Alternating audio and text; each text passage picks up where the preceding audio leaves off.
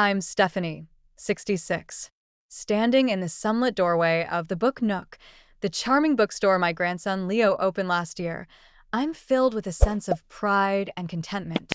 The morning light filters through the windows, illuminating rows of carefully selected books and cozy reading corners. A counter manned by Leo's girlfriend Lily serves freshly brewed coffee and homemade pastries. On one wall of the children's section, there's a mural I painted, a magical forest scene with hidden creatures waiting to be discovered by young readers. It's hard to believe that just a year ago, my life was very different. I was trapped in a family dynamic where I was seen as nothing more than a source of money. It all started at my granddaughter Mia's wedding. That day was supposed to be a celebration of love and family, but instead, it became a turning point that shattered my illusions.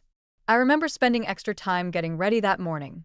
At 66, I'm not one to be overly concerned with my appearance, but I wanted to look my best for Mia's big day.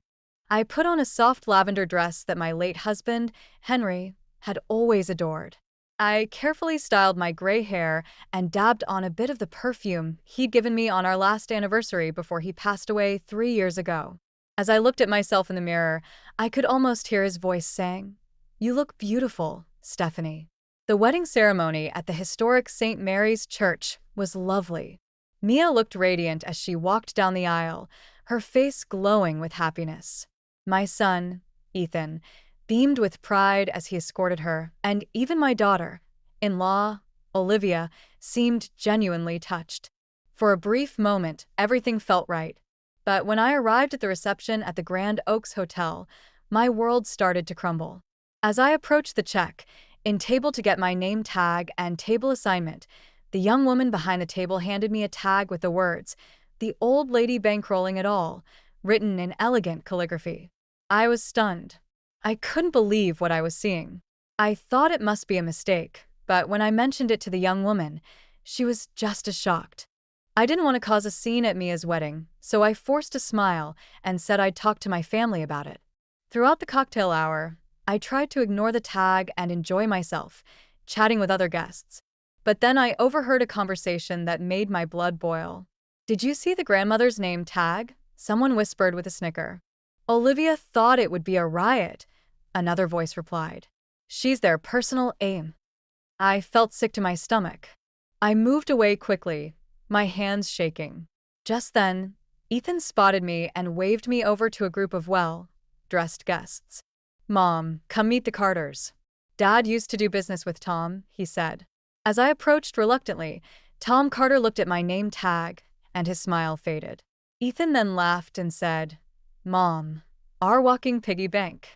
I was humiliated. I firmly extended my hand and said, "Stephanie, Henry's widow." Tom was kind enough to say that Henry had spoken highly of me, but I could barely focus on the conversation. When the Carters left, I pulled Ethan aside and asked him what the name tag meant.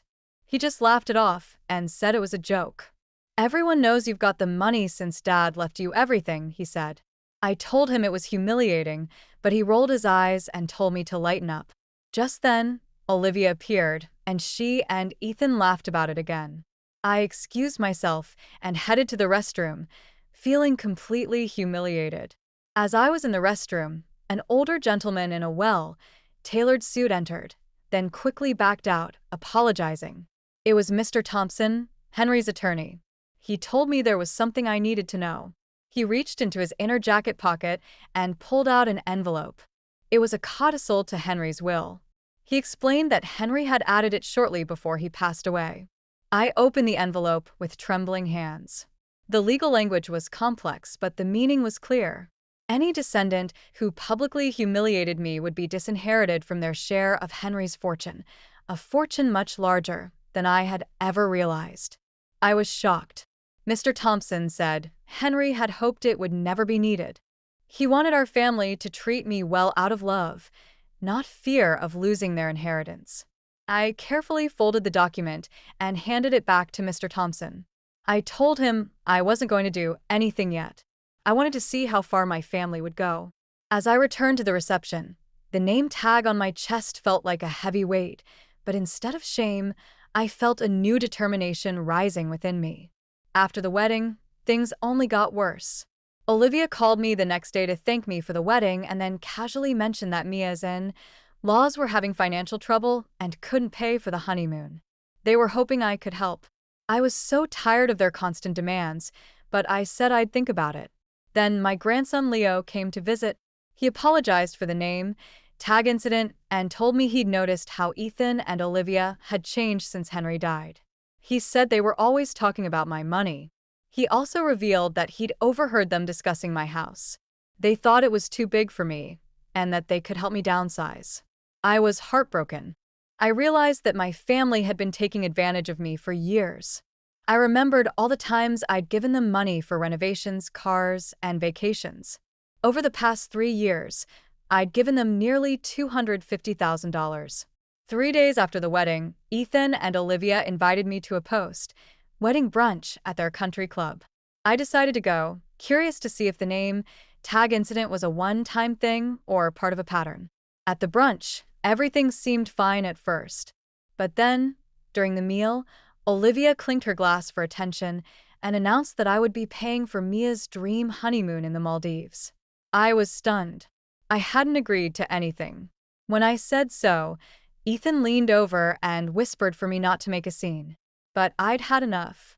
I stood up and said that I didn't recall agreeing to pay for the honeymoon and that it was inappropriate to volunteer my money without asking. Olivia hissed at me, saying that everyone knew Henry had left me well off. Ethan grabbed my arm and told me to stop embarrassing them. I pulled my arm away and said that they were the ones embarrassing themselves. I told Mia and her husband that I'd be happy to contribute to a reasonable honeymoon, but I'd discuss it with them privately. As I was leaving, Leo stood up and said he'd walk me out. In the lobby, I finally let my composure break. My hands were shaking as I fumbled for my car keys. Leo told me I should be proud of myself for standing up for what was right. That evening, when Ethan came to my house looking for a fight, Leo was there with me. We had a long, heated argument. Ethan accused me of poisoning Leo's mind against them and said I was making irrational financial decisions. Leo stood up for me, saying that they'd been treating me like a bank, not a mother or a grandmother. I sat calmly and told them that I was done being their doormat. I was going to make my own financial decisions from now on. Ethan was furious. He said I was cutting them off, but I told him that I was finally standing up for myself. After that, I decided to take control of my life. I called Mr. Thompson and asked him to explain Henry's entire estate to me. When I learned the full extent of Henry's wealth, I was amazed. Henry had built several successful businesses over his lifetime and had made smart investments. I also started to make changes in my own life. I reconnected with old friends, enrolled in painting classes at the community center, and supported Leo's dream of opening a bookstore. I stopped answering Olivia's calls and texts, and instead, I sent Mia and her husband a modest check for a honeymoon in a nearby destination, along with a warm note wishing them happiness. 6 months later, on my birthday, Ethan and Olivia came to my house for a family gathering. They were clearly uncomfortable when they saw the changes in me. I'd become more confident, and I'd made new friends. I'd also sold a couple of my paintings at an art fair. During the party, Ethan and Olivia tried to bring up money again. They suggested that I should downsize my house and move to a retirement community. I firmly told them that my house was not for sale and that my living arrangements were none of their business. Then, Ethan announced in front of everyone that they were worried about my decision-making and thought it was time to consider a power of attorney. Mr. Thompson, who was also at the party, calmly pointed out that there was no evidence of my diminished capacity. He reminded them that making decisions they disagreed with was not a sign of incompetence. I was so angry that I finally decided to take action. I told Mr. Thompson to enforce the codicil to Henry's will. Ethan and Olivia were shocked when they learned that they would be disinherited.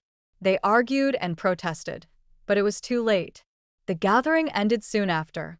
Ethan and Olivia stormed out, while Mia and her husband left with apologies and promises to stay in touch. Leo stayed behind to help me clean up. He asked me if I was okay, and I realized that I was better than okay. I felt free. Now, as I look around the Book Nook, surrounded by the love and respect of Leo, Mia and Lily. I know that I finally found my place in this new chapter of my life. I've learned to stand up for myself and to value the relationships that are built on love and respect, not on greed and entitlement.